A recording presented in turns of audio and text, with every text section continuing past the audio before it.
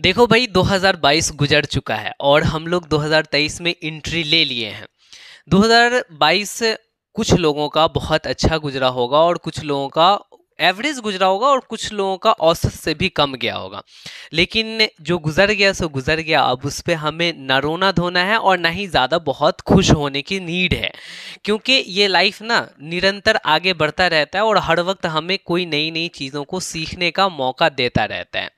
तो बात ऐसी है कि हमें इस 2023 में कैसे प्लानिंग करनी चाहिए जो हमारी लाइफ जो है ना कम समय में थोड़ा सा ज़्यादा आगे बढ़े। क्योंकि ऐसे तो चल रहा है, गुजर रहा है, सारी चीज़ें हो रही है, सब ठीक ठाक है, लेकिन लाइफ में कुछ अच्छा हो जाए उसके लिए हमें क्या करना चाहिए, नहीं करना चाहिए, इन्हीं सब बातों पे थोड़ी सा हम आपसे चर्चा करने वाले हैं।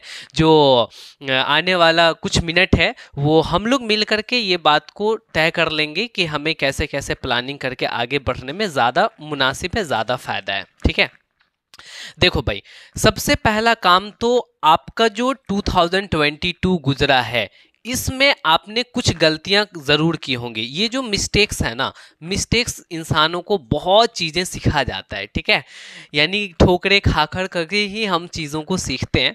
तो सबसे पहले आप एनालिसिस करो कि हमने क्या क्या गलतियां किया पिछले सालों में।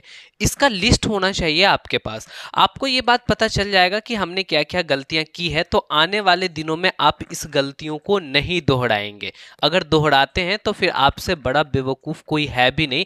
आप कोशिश करेंगे कि आपको ये गलतियां दोहरानी ही नहीं है। हाँ, आने वाले दिनों में कुछ नई गलतियां हमसे हो जाएं, उसके लिए हम एक्सेप्टेबल हैं, लेकिन जिस गलती को मैंने कर दिया ना, वो लाइफ में कभी भी वैसा चीज़ों को नहीं दोहराऊंगा। ये आपके अंदर डेडिकेशन होना चाहिए। तो मिस्टेक्स से कहते हैं, इसी चीज़ से आप सीख रहे हैं।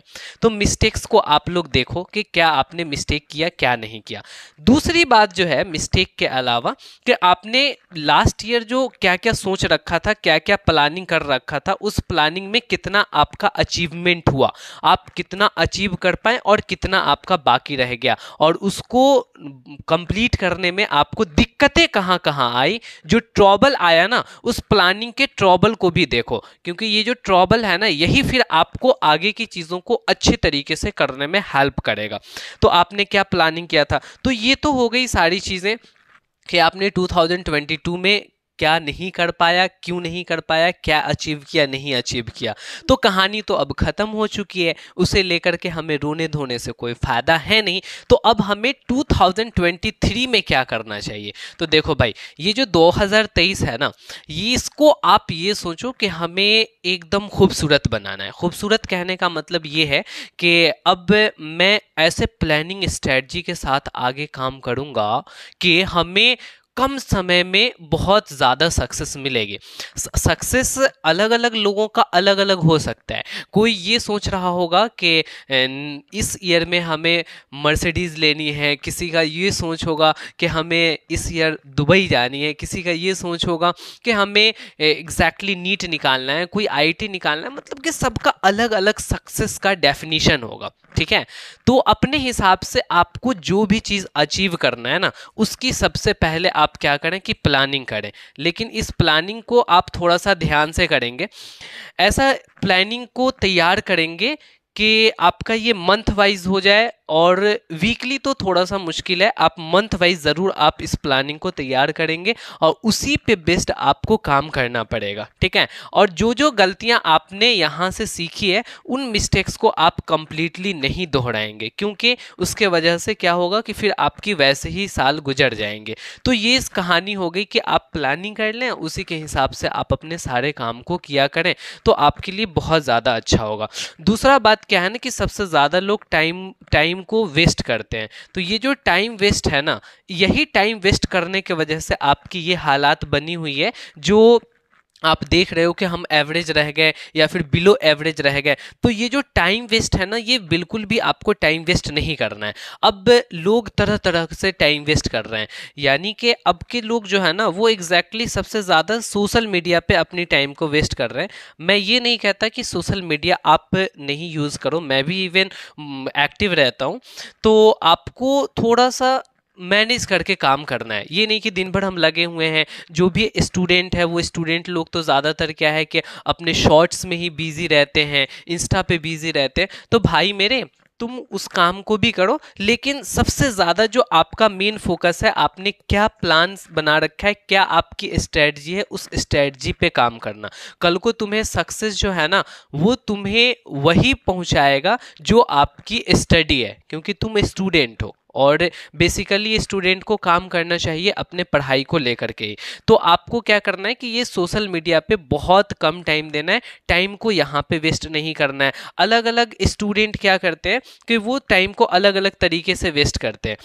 जैसे पेरेंट्स भेज देते हैं उसको पढ़ने के लिए, और वो बच्चा कल को पढ़ाई नहीं कर रहा होता है, और वो पढ़ाई के अलावा बहुत सारी चीज़ें हैं जिसमें उसको मन लगता है और वो कर रहा होता है। कोई किसी के चक्कर में पड़ा हुआ है, कोई कुछ कर रहा है, कोई किसी के पीछे पड़ा हुआ है। तो भाई ये सब चीज़ करने से आपको नुकसान कहीं ना कहीं बहुत बड़ा हो जाता है, जो लॉन्ग टर्म में जा कर के आपको पता चलता है। तो आपको मेनली फोकस अपने स्टडी पे करके और फिर आपको आगे बढ़ना चाहिए, ठीक है। और सबसे बड़ी जो इम्पोर्टेंट चीज़ है ना, वो मैं आपको बताता हूँ कि जो फ्रेंड सर्कल है ना, ये फ्रेंड सर्कल आपके लिए बहुत ज़्यादा इम्पोर्टेंट रखता है। आपकी सर्कल जितनी अच्छी होगी ना, उतना ज़्यादा आपके अंदर इम्प्रूवमेंट होगा और आपका नेचर उतना ही अच्छा होता हुआ चला जाएगा।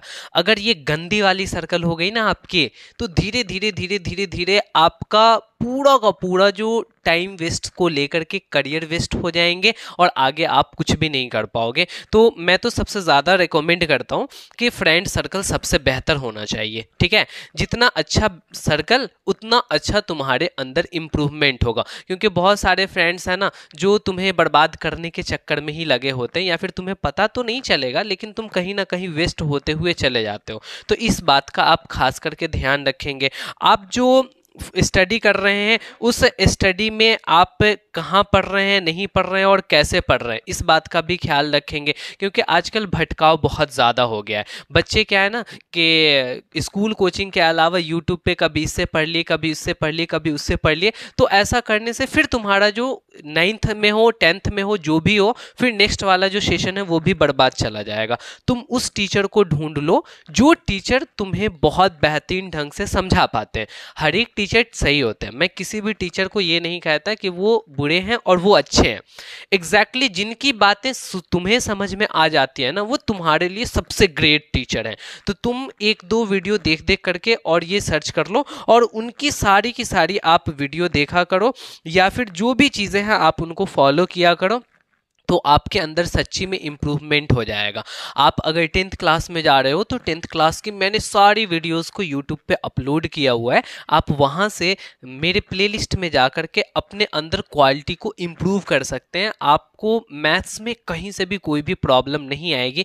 बेसिकली मैं मैथ्स पढ़ा रहा हूँ तो मैथ्स का बता रहा हूँ। हो सकता है कि हमारी वीडियो आपको नहीं पसंद हो, जिस टीचर की पसंद हो उस टीचर की पढ़ लो ना यार। तो इस तरीके से अगर हम सही तरीके से सही काम को करना शुरू कर दें ना, कि टाइम मैनेजमेंट करना शुरू कर दें, प्लानिंग के साथ काम करें, टाइम को बिल्कुल भी वेस्ट ना करें, अच्छे फ्रेंड सर्कल बनाएं, उनके साथ अच्छी अच्छी डिस्कशंस करें, ठीक है, तो आप सच्ची में बहुत आगे चले जाओगे और ये तुम्हारा आने वाला जो ईयर है वो तुम्हारे फेवर में होगा। तुम जिस भी एग्ज़ाम को टारगेट कर रहे हो उस एग्ज़ाम के लिए पूरा का पूरे सिलेबस को छान जाओ, क्या पढ़ना है क्या नहीं पढ़ना है, और उसी पे बेस्ट अपनी प्लान बना के काम करो। तो फाइनली हम यहीं तक कहानी रखते हैं। अगर हमारे आप नए व्यूअर्स हैं तो आप इस वीडियो को ज़रूर लाइक कर दीजिएगा एंड चैनल को सब्सक्राइब कर दीजिएगा। फिर मैं आपके साथ किसी नेक्स्ट वीडियो में मुलाकात करता हूँ। अभी की कहानी यहीं तक। Okay bye, good night.